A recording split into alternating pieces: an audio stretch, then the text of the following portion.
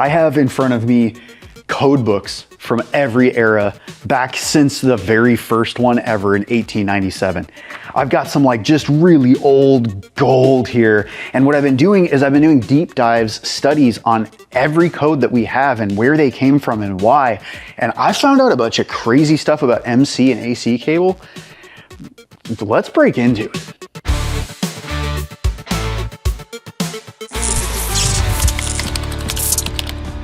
Over here, I've got everything from today back to 1999. I got a complete set of all those years. Then on this side, I've got everything from 1996 all the way down to 1971. And then here in the middle, I've got 1965 back to 1897. And there's quite a few missing in that, but I'm working on getting them. But what I've been doing is I've been picking topics and I'm like, okay, I want to know where this first came to be in code so I can understand the evolution of what the words mean today. And I found a bunch of really cool stuff with MC that I wanted to share with you guys. So if you're a nerd, like I am, hopefully you get something out of this. Also, if you use MC and you're looking for some tips and tricks, make sure that you stay tuned to the end of the video because I have a whole segment where I do tips and tricks about MC. So if you look through code, right, we have MC all the way back until 1960s. Before the 1960s, there was no MC cable. So for those of you that don't know what MC cable is, I've got a whole pile of them here that SarahWire sent me. Thank you, SarahWire. But it is a metal clad cable, MC, metal clad. But we also have this thing called AC cable. So armored cable and MC look very similarly, and there's a lot of arguments that happen, like are you supposed to put the little anti-short bushings, the redheads, red devils, whatever you guys call them, in because MC, manufacturers put this little bag of these little red bushings that you're supposed to put in, but do you have to? It's not really code, but it is code for AC, and so it's like, what is the difference? What are these cables?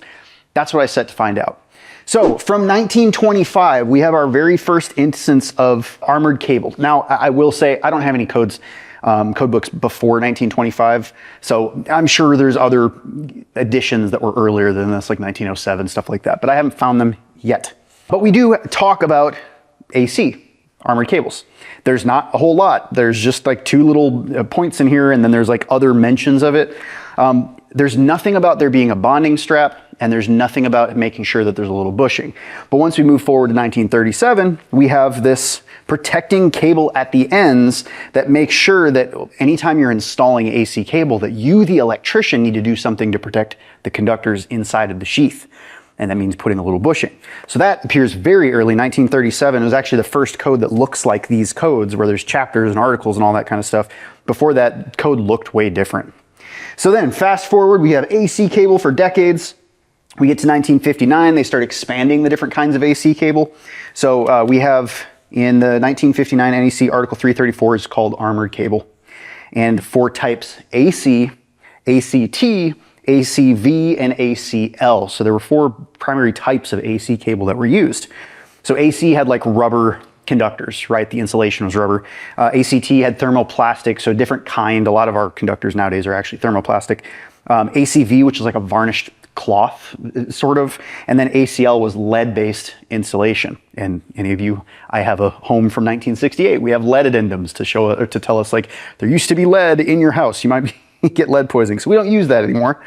But that is the last time that we have AC cable by itself. And then in 1962, we have this new MC cable introduced, and it's in the same exact article. So in Article 334, metal clad cable, type MC and AC. They're slammed together. So MC makes its introduction, but the interesting thing about it is the size that it was. It's not the same thing now that it was back then. So we have this thing that says type MC cables are power cables, whatever that means, limited in size for the voltages of this article to conductors of number 4 AWG and larger copper, and number 2 AWG and larger aluminum. 4 copper is pretty huge. So like right here, I've got 6'2". Like most of the MC y'all are running out in the field looks like this, right? So this is huge. 4 is bigger than that. It's even bigger than this. So they were large conductors, and they served a purpose of being power cables, whatever power cables are. I don't know what that is because we have branch circuits, feeders, multiplier branch circuits, service entrance conductors. That's what we classify most of the types of cables and wires and things that we run. So I don't know in 1962, I'll have to do a little bit more research, or if any of you know, please leave some comments in the description below. But what did they consider power cable to be? But it's just interesting, it was huge. So the even more interesting thing is in that same article, it defines AC. AC cables are branch circuit and feeder cables with armor and flexible metal tape. So the AC, the smaller stuff, armored cable, was allowed to be used for branch circuits and feeders, but MC was a power cable. So I thought that was really interesting. So now we have both of them combined in the same thing. Now, if we fast forward a little bit and we go to, that survived actually for like 15 years pretty much. And in 1978, we have the first splitting of them. So Article 334 is metal clad cable. It has its own MC article now, and from here on forward till where we're at today. And AC cable was split to Article 333. So AC has its own thing, MC has its own thing.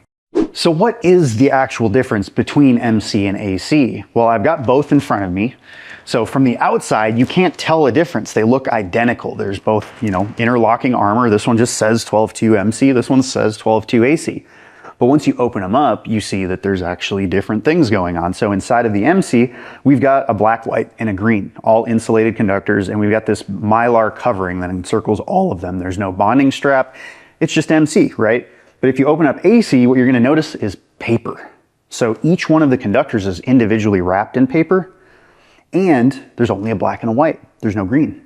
But there is a bonding strap. Right? We talk about AC has this bonding strap that goes through the entire length of it, and combined with the interlocking armor, it makes the equipment grounding conductor needed, so we don't have to have that insulated green inside of here.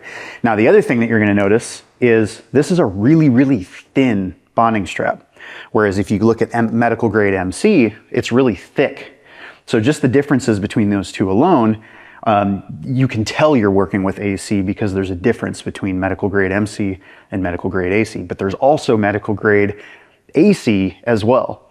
So the real differences that you're going to notice are once you get into the UL listings, because each one of these is listed differently. AC is under UL4, and UL4 lists everything you could ever want to know about AC cable. It talks about requiring that bonding strip on the inside. It even talks about what percentage of the strip has to be steel versus like copper, what kind of aluminum. It talks about the different tests that they have to do by passing current through the jacketing and the bonding strip to make sure that they are an effective equipment grounding conductor. But the whole purpose behind it is that you have a equipment grounding conductor that you can use the jacketing for. You're allowed to put an equipment grounding conductor that's, green, that has insulation in it, but you have to look at that standard UL4 to really understand it. But it does require the bonding strip for the entire length. That's just AC cable in a nutshell. For MC cable, we're looking in UL 1569, and it does not call out the need to have a bonding strip unless you're doing medical grade MC or something like that. There's actually a whole bunch of different kinds and applications for different types of MC that we don't even know about in the electrical construction field, but there's no requirement that you have to have bushing put inside of it. And then to even go further, you need to look at UL 514B, which that's everything around fittings. And so specifically in the fittings for AC, it talks about the need for like a smooth throat stop for the connectors where they connect, so that the end of this does not pierce into any of the conductors. But with AC cable, it specifically requires that you have to put that plastic bushing inside as well, whereas MC, it does not call that out. So that's really the big differences. They're both a metal clad kind of cable assembly.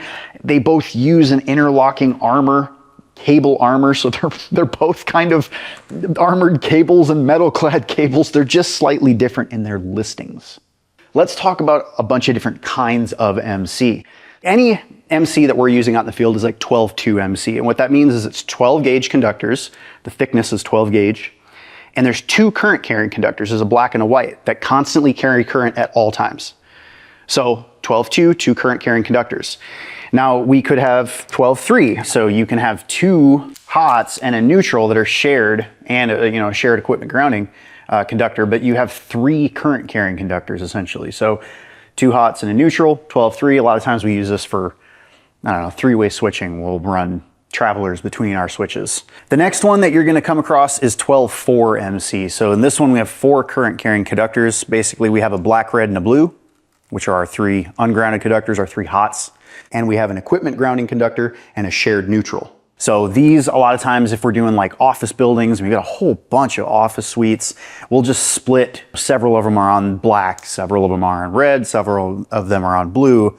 So it gives us 3 different circuits that we can share a neutral. So we can bring this over from the panel, put like a junction box above a bunch of rooms, and then just wire each colored circuit accordingly. So that's 12-4. I have 14-3 here, and it's 14 gauge conductors, and there's 3 current carrying conductors. So we have a ground, we have 2 hots and a neutral, or 2 ungrounded conductors and 1 grounded conductor. And you don't count the equipment grounding conductor when you're talking about this. So this would be 14-3 MC.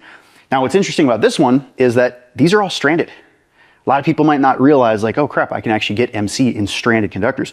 You can get MC in a lot of crazy things. You could actually get custom spec'd MC that has like multiple neutrals in it, all kinds of weird stuff. So that's just to show, though, you can have stranded, but also the coloring. This is brown and orange and gray. So this is something that we would use on 480 volt systems, like higher voltage systems. Now, you're going to start noticing that the sizes increase, but you do have 10-2. So this is 10-2 solid. It's just 10 gauge conductors, just like everything else. We have 8-2 and we have 6-2.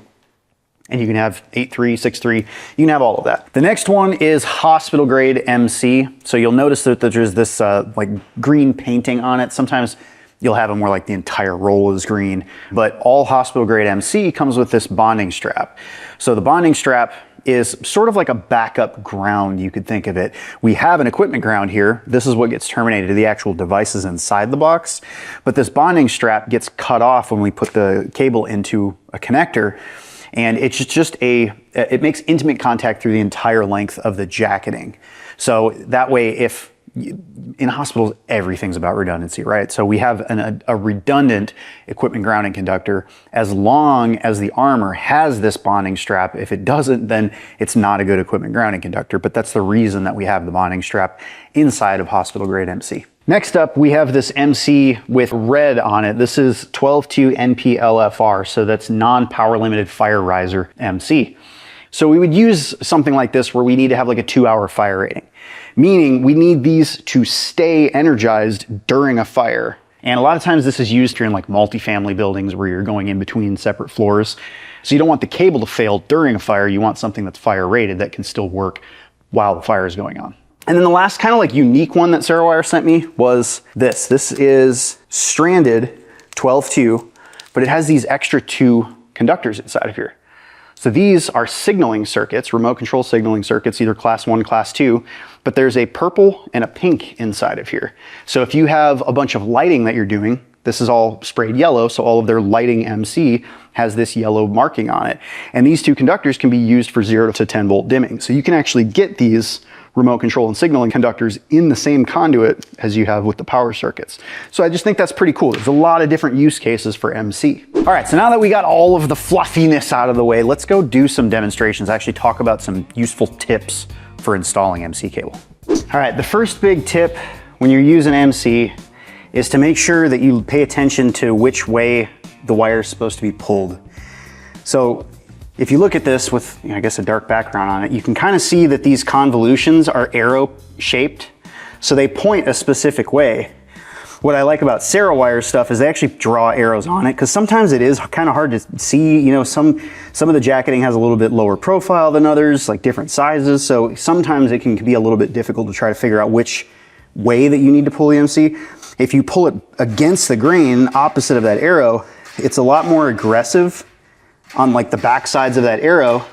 So they're going to get caught a lot easier than if you pull it straight, the direction that it was meant to be pulled in. So what you'll notice with MC is on the outside, if you were to take this, you're actually going to be putting this into the wall the wrong way. You're going to be driving it through the hole the wrong way. So with MC, you always want to pull from the inside of the roll. So if you take some of this, coil it out in your hands, and then you proceed to roll it out, then you're actually working with the grain. So as you're pushing this through, you have an easier time of pushing rather than trying to pull it back. The next tip for running MC is to make sure that whatever you're running through a wall, that you're as straight on as possible with all of your holes.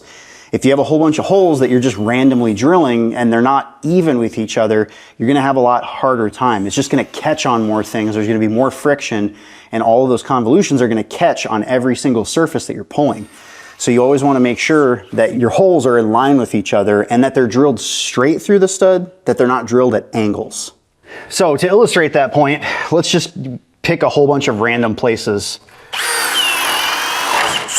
We'll do that one at an angle. We'll do this one down low, at another angle, and we'll come back to here. So now I've got a bunch of random holes that are drilled kind of just randomly.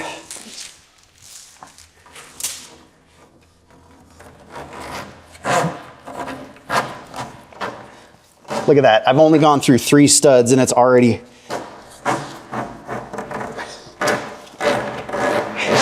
difficult to pull.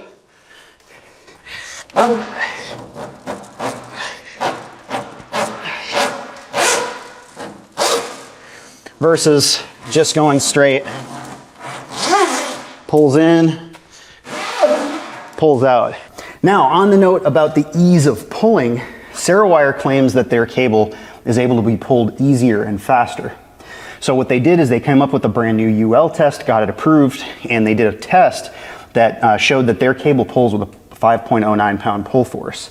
And their claim is that by the end of the day, you'll have pulled more MC in with less effort. Now, another thing that I really like about Sarawire's cable specifically is it's super easy to identify. Like, you see the red, right? So throughout walls, if you're running, you know, you've got your 3-phase and you've got some rooms that are blue, some rooms that are red, some rooms that are black. It's super easy to identify that, oh, this is red, white. I know this is red, white, 12-2. There's also marks on here that they have a measuring system. So if you look really close, you can see that there's measurements. So kind of like a mule tape or fish tape that you guys use to pull your cables in with, this has measurements on it, and which is super helpful if you only have like half a roll and you're not sure how long it is and you need to run out and do something. You can just take the number at the beginning, number at the end, subtract them, and you know how much is on that reel. And then on top of it, you know, they give you the arrows. So the arrows make it super easy. When you're looking at this, you know, trying to figure out where the end is, it's like, oh, it's telling me which direction to pull. So if this side is the side that I got to pull. The next thing is, don't just pull from here and try to put it through the wall. When it's all coiled up like this, you're going to have ugly, nasty wire, and it's going to catch on more things. So it's going to be even harder to pull. So always make sure, and this goes for if you're doing Romex and M cable. Usually with Romex, we're using the outside. But either way, you want to grab up a certain amount of the coils of these, and then with the natural flow of how it unrolls, unroll it in front of you. And sometimes your area, like me right now, is kind of short, so I can't run this out in a straight line, but it kind of helps if you step on it a little bit. You can train it in becoming straight. So the whole point of doing this is that now when I go to right of the room, my cable is straight. So I can literally pull this in without any you know, resistance against me, and it's just much easier to work with when it's already straight.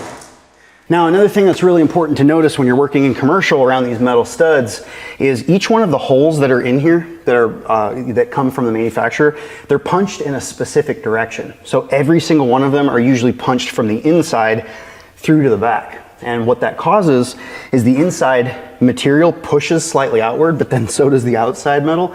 So one side of this is a little bit smoother than the other side. So when I'm pulling, I usually try to pull from the inside that way. I don't like to pull from the back this way. So let me demonstrate that. If I pull from the back,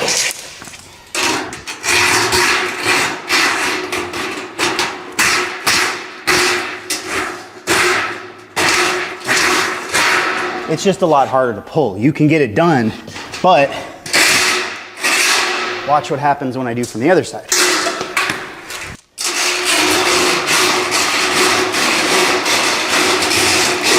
It's so much easier to pull if you use the smooth side the way that the metal was punched. Now the next tip is make sure that you wear gloves when you're doing stuff with MC. Over the course of a day, this is just after like 1 minute of handling MC, but after a full day, your hands are gonna be so filthy black. So always wear a pair of gloves. Plus you're working with like sharp stuff. So it's just a good idea in general to protect your hands around all this sharp metal and sharp, jacketing for MC.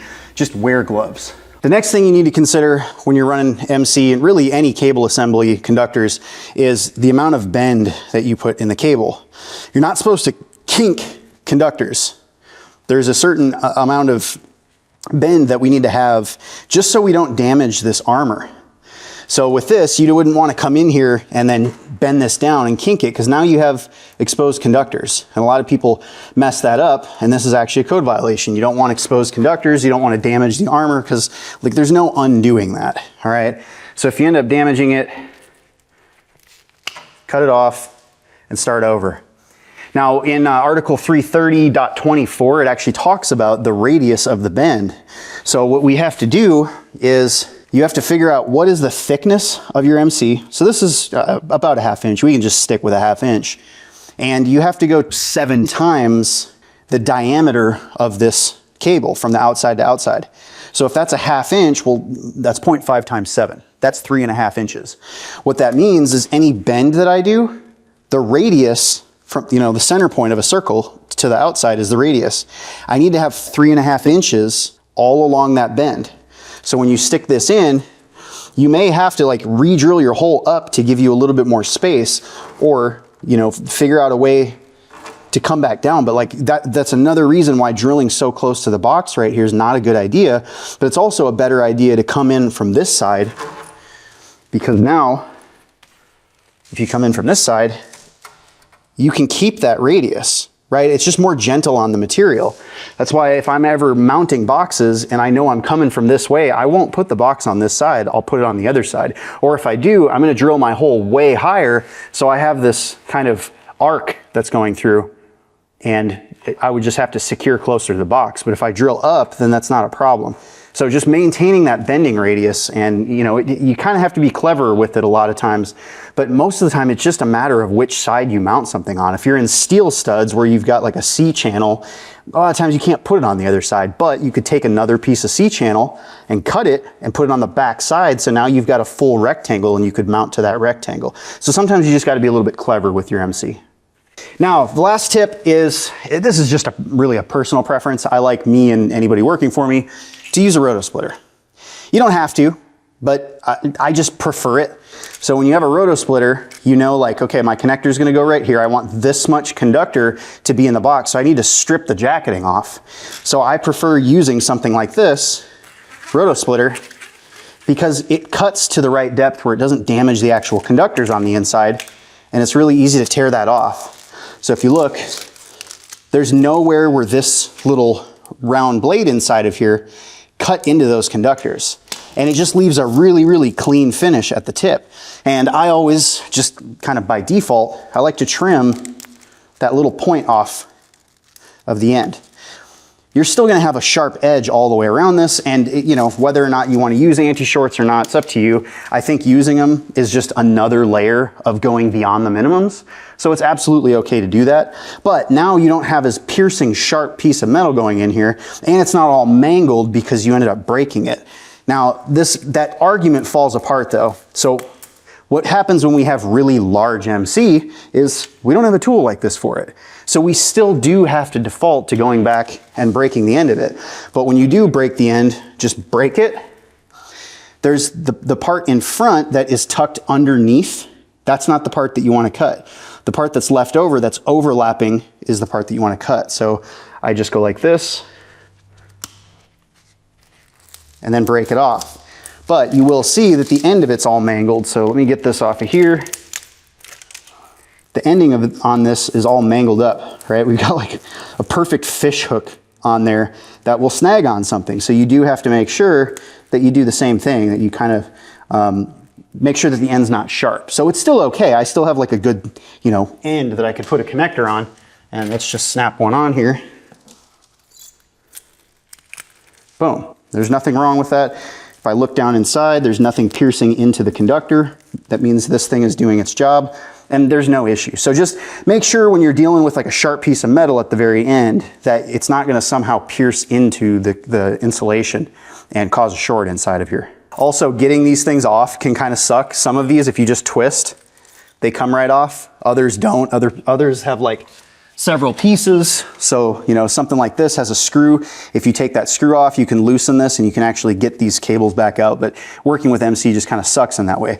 Now, since we're talking about these the connectors, and we said that the reason that we don't have to put anti-shorts into MC is because the connectors themselves have to do some kind of a job to protect those conductors. Well, these do. So you'll notice this has this red soft insulation on it. This one does as well. If you look inside, there's kind of a flat edge where that jacketing of the MC, this edge can catch on something flat. And if you have connectors like this, a lot of people don't realize, not anything that just looks like this is a Romex connector. This is an MC connector that's just a squeeze type of connector. So you're still able to squeeze down over the jacketing, but if you look, I'll use this, put it on, feed it through the little holes, it at least stops, right? The end, that sharp edge hits the metal right here. This is meant for MC specifically, not for Romex. But if you use one of these, this is a Romex connector. It's got a big hole, so this entire cable can go right through that hole.